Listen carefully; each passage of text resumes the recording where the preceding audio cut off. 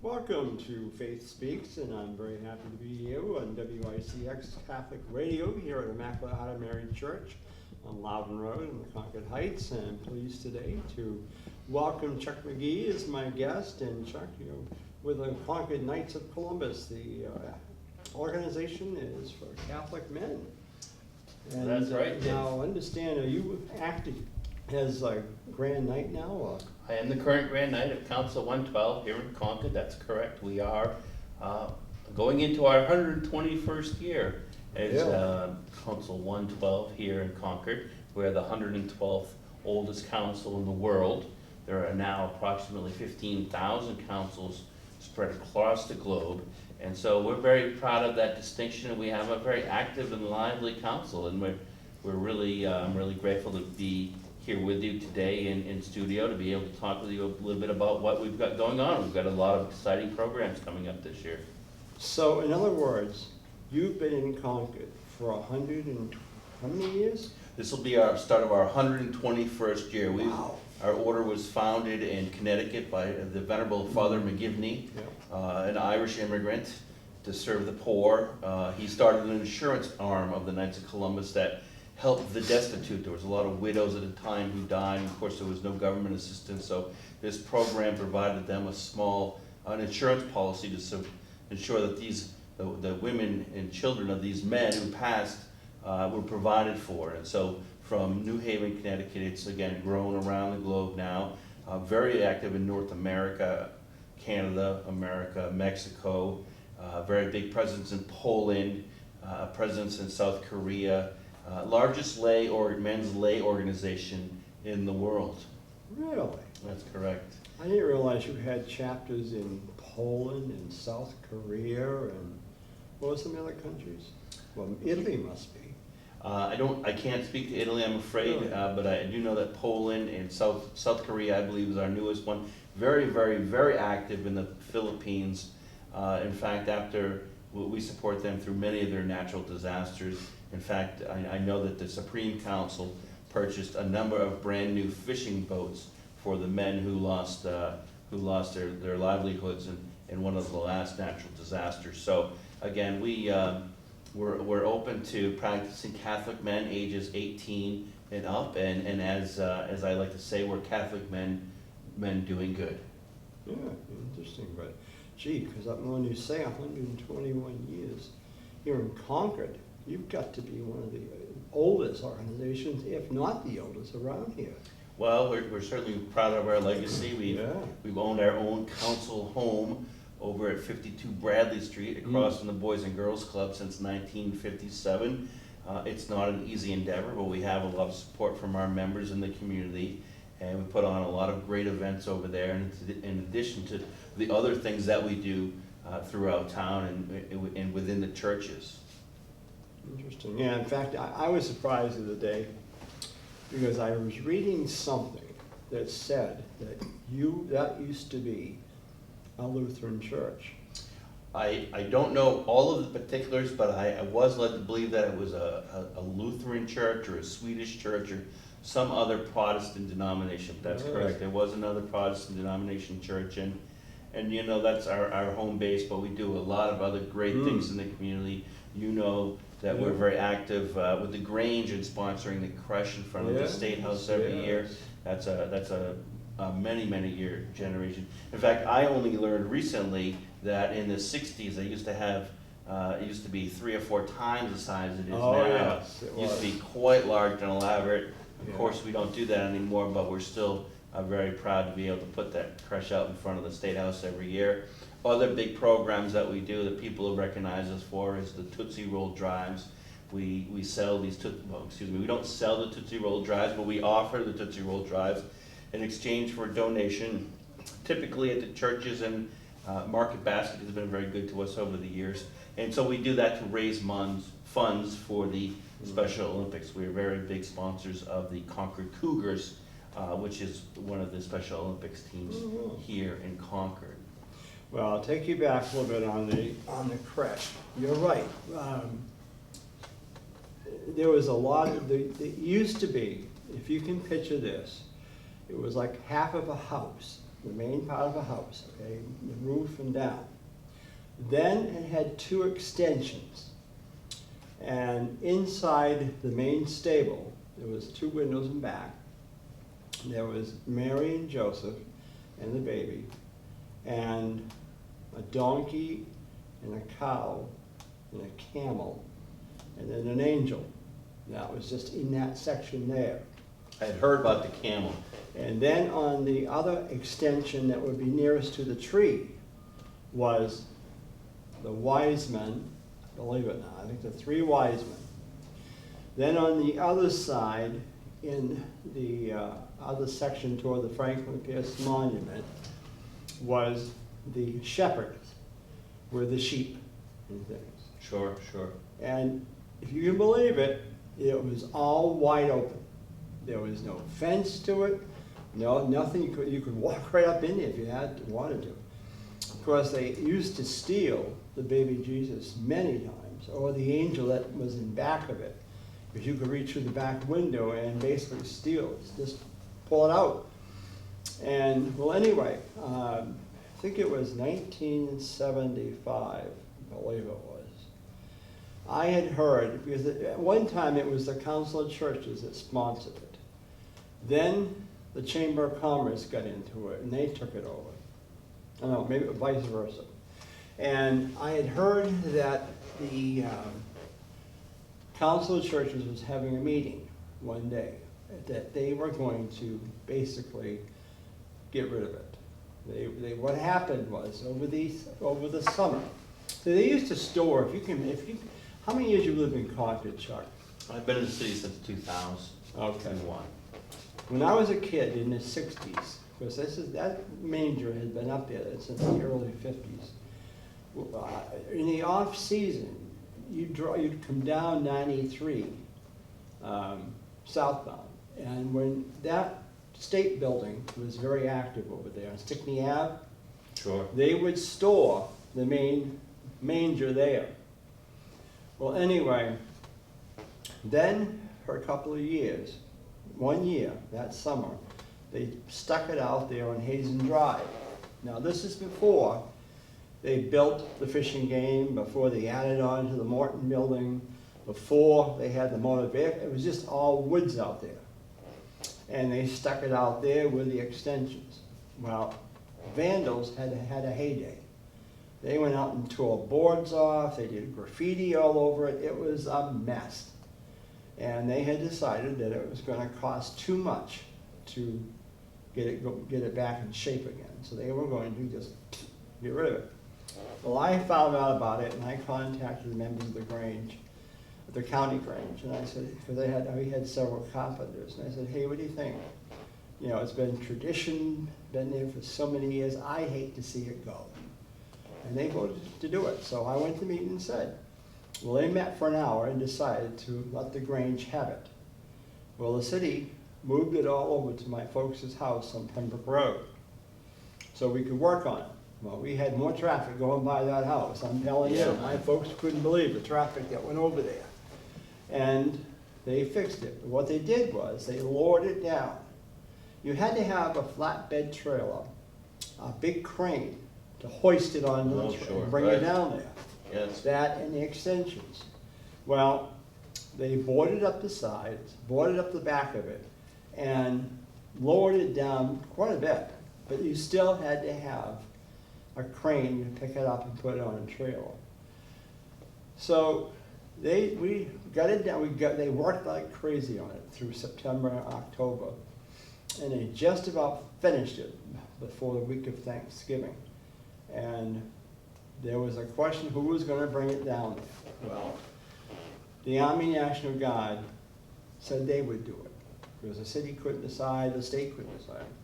But it was a joint state-city thing there for a while. So they brought it down, we got it on the plaza, and it did need paint or stain, but you know, we just didn't have the time, we just ran out of money. Sure. Well, anyway, so a couple of years later, I had a call from Herbie Audette, who was in the Knights of Columbus.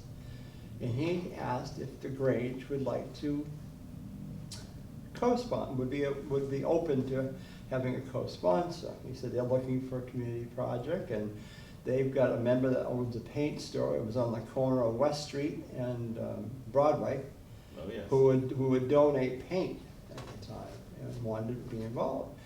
And I said, sure, I don't see why not, because I was also a member of the Knights or what, a little bit later on. But so Jimmy Audette and Herbie Audette and boy, there was three, four others. I think Vern Jewett, Bob Jewett, and there's several people that all came down and helped put the thing together. And of course, that first year they stole the baby Jesus. Well, the next year we decided to put a fence up around it. Right? Of course, that didn't keep long.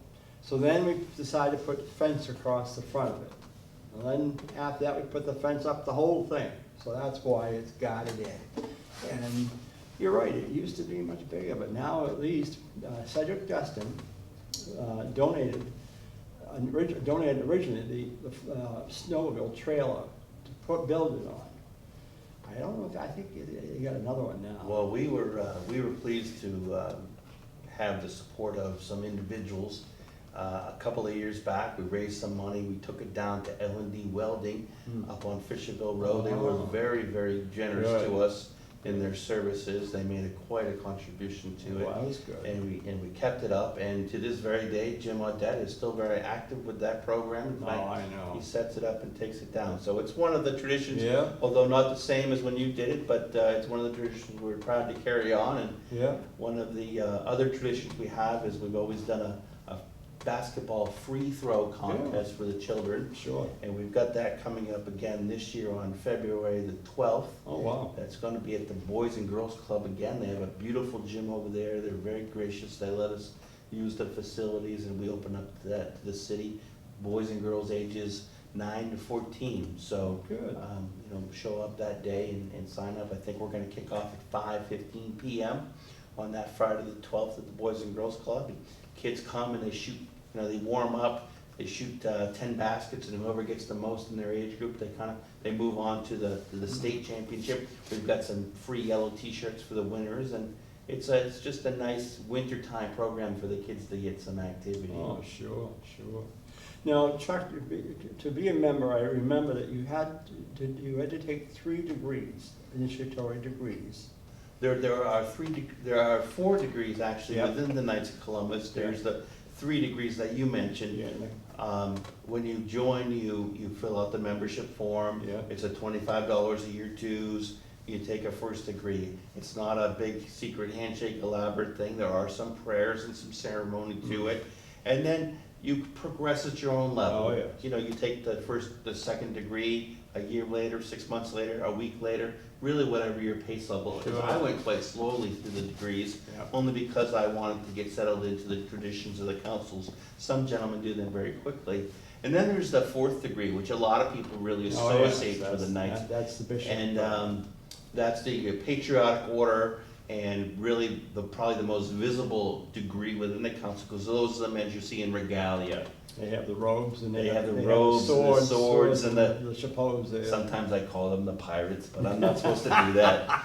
But these gentlemen really step up to the plate, and they provide a nice color guard at a lot of the masses. They're very active in the funerals and the parades, and very, very good men. And we're very blessed. Our council was about 227 members strong. Oh, really? Oh, Yeah. wow, that's good. A lot of the men are older. Admittedly, a lot of these fraternal organizations have struggled keeping younger members. Yeah, that's right. Myself, I have 4 young children. Our recorder, he has 2 young children. Our financial secretary, Paul Parisi, who he has 2 young children. We have another member with 2 children, and another brother who's my age, roughly my age. He has 4 children. So we really have a core group of younger guys, or new younger guys who are coming and are active with children. So guys say to me, well, I'm too busy to join the Knights, and I say, look, I don't need you to come to every meeting. I realize meetings are difficult to get to,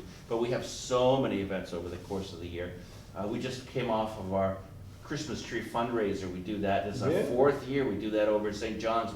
We sell Christmas trees. Of course, we don't want to compete with IHM here, but We sell Christmas trees over at St. John's. It's a big, big fundraiser for us. It's Sure. very important. Yeah. But we've got the banner out there on Main Street. We're Christians. We're doing things, and we get a lot of the members who come and participate during that time frame, and it's really good to see them. Sometimes that's the only time of year we'll see them, but we have other members. We had 2 pancake breakfast fundraisers this last year to raise money for vocations. We had men who showed up just for those programs, which is really, really great. I'm proud to say that we were able to support 2 seminarians this year. Oh, really? With a $500 donation. One of them is a Joseph Moynihan. He's I think in first year seminary, and the other one is a former parishioner here at IHM, Juliana Hayden, who of course is down at Precious Blood Monastery in formation to become a sister there. So these are the things that we were able to do with some of the fundraisers that we have. Now, you caught me surprised. The second person is going to become a nun? Yeah, Is there? Juliana, her name is Juliana Hayden. She's been a longtime parishioner here at IHM, and she was a career professional, unmarried for a long time. She was one of these folks who heard the call for a long time, and she decided it was her time to respond, and so she's cloistered. The Precious Blood Sisters are cloistered down in Manchester, and so we can't have a lot of communications with her, but certainly there's cost to doing that. So we're very fortunate through the generosity of our donors to be able to help her in that formation, and pray for all the needs that we have, of course. I want to mention too, I don't want to keep going back to the creche, but before I do want to give credit though to Norm St. Hilaire and his wife Lily. Yeah. Because I don't know if you remember, Chuck, but they took those figurines. Those figurines are old. They painted them up. Man, Yeah. They did such a They did a beautiful nice job to them. Because those figurines cost anywhere between $750 to $2,000 just for one, or a set like the 3 wise men. We're very fortunate. Yeah. Yes. So I do want to mention them because I'd be amiss if I didn't, because, and like I said, Herbie Audette was he was a real great guy. Him and Marie, his wife Marie, it was funny because for a while we did joint suppers between the Grange and the Knights once a year. We got together. Oh, nice. Once a year we'd get together with the Grange and the Knights up the hall, Fear Hall, and we'd have a supper to raise money for that, for the crush, and the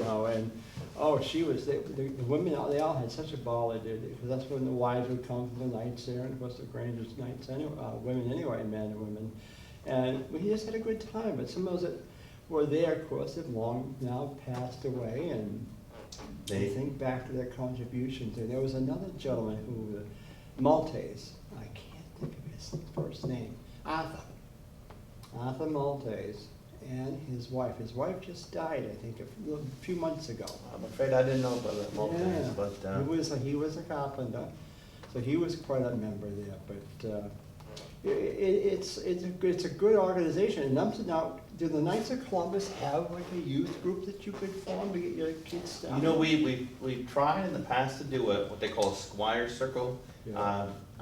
Unfortunately, with limited success. Not something we can't try to revisit in the future, but difficult keeping membership up now. So of course our time, talent, treasure is limited like anybody else's. But I'll tell you another thing that's very near and dear to our hearts as Knights is the pro-life movement. Of course, Yes. in addition to vocations, we're very active in the life movement. We've got the march coming up here on Saturday in front of the State House, and we are currently sponsoring an ad in the Spectrum Marketing publication, the coupon book that you get at your house every month. We're sponsoring an ad in that for the entire year to promote CareNet, so to encourage those women who may be facing unexpected pregnancy to know that there's a place where they can go that supports them and supports their child, and that the resources are available for them there. Now, when you were talking about the fourth degree Knights there, I can remember them years ago. There used to be a lot of parades, very colorful, very, very straight block marching. And there was one year that they had a convention in Concord. And I want to say, I think it was the 60s. They had it down at Rumlet Junior High School, and they had the state convention or something, and they marched all the way up through the main street. It was quite a march, and it was I see all these different groups coming in, and it was just interesting to see them. But it's a great organization. Like I said, when I became Catholic back in '85, I think it was, I converted, and it wasn't too long after that when I was asked to join, and I can remember taking the degrees, and I'll tell you why, because the first two degrees are somewhat like the Grange degrees. They all had some little pieces that you could, because there was a Vern Jewett, who now I think has passed away, he was a Granger, and we took our degrees together, and we both said, gee, that sounds like the Grange work. But there was one part of it was in darkness, and they would come around, and they'd stand behind you, and they were talking, belittling Christ, or belittling this and that, the church, and I got so upset that I was going to get up and walk out, because I didn't know it was an act, but part of the degree work. But I said, oh my goodness, how can they do this? You know, how can they sit there? So it was quite interesting, but it was very impressive. I'm not really at liberty to talk much about the degrees, as you know, but yes, there's some parts where you get a little tested in what you believe in. Oh, and yes. It's not vigorous or violent, of course, but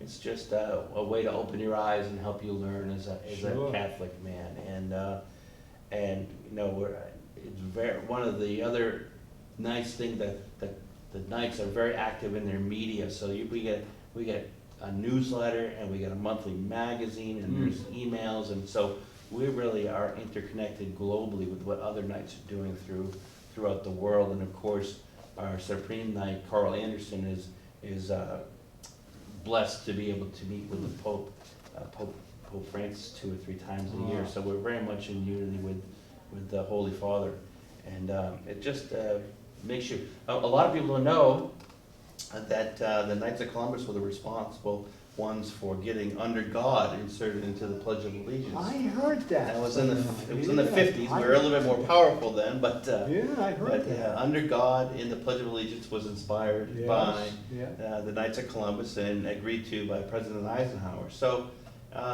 lots of little things that you may not know about the Knights, but very active with the youth, and got a lot of programs that we do here in the city.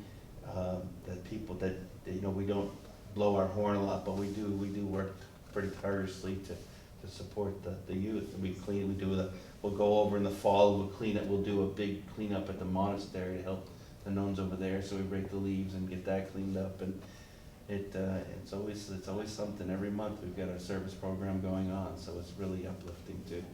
It's an active way to live your faith, which is. And I was a Marine as a young man. Really? And so it's important to me to be an active, live my faith in an active way. Sure.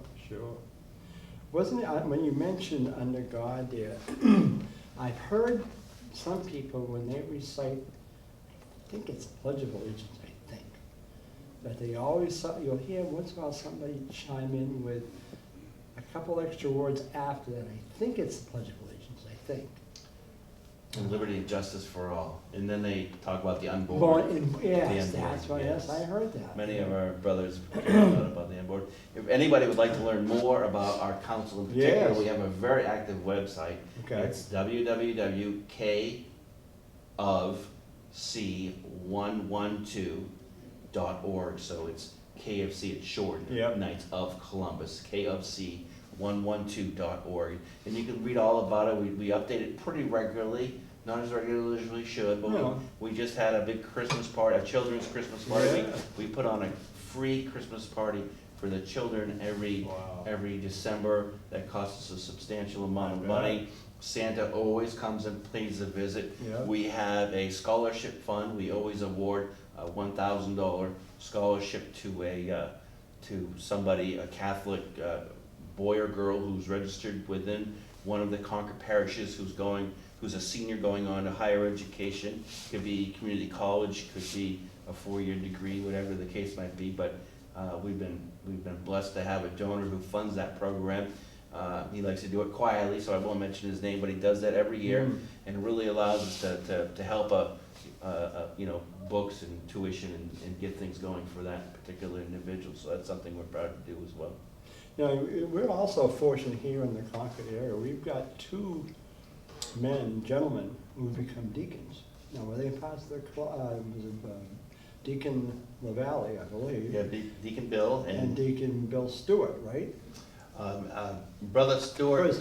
Yeah, Brother Stewart was active in the diaconate program for a while, but I believe he's come to discern that it's not for him. Oh, really? But we've got Deacon Winton, Yes. over at Christ the King, Devotion, and yes. we've got Deacon John Morrow here at IHM, of course. So Yes. we've got 3 deacons that are active in the area.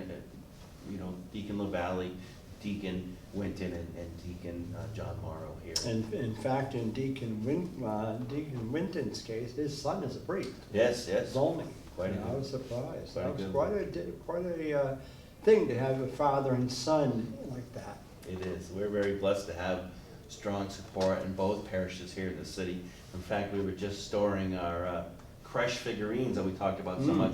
We store them in the basement of St. John's Church now, so Oh, do you? nice and dry down there. Well, that's good, good. You know, well, that's where I converted, was at St. John's. My wife and I were married at St. John's, and then Father Dick Lauer was there. He had taken Monsignor Murray's place, and I converted under him because he was so pleasant. Chuck, it's been really good having you come on and talk about the Catholic Order of Men, the Concord Knights of Columbus, number 112, and the 4th degree is Bishop Bradley, isn't it? Bishop, I believe, I think so, I Bishop believe it is. I'm not a 4th degree member. The brothers have asked me many times. Oh, I still got my little sash. I do the red, white, and blue one that I got. Grateful for the opportunity to be with you on the show today. Yes. And anybody has any questions, again, go to their website and see what you can do, and be watching pretty soon for their Tootsie Roll Drive. So with that, thank you for joining us on Faith Speaks, and we'll have a great day there, Chuck. Thank you, Dick. You're welcome.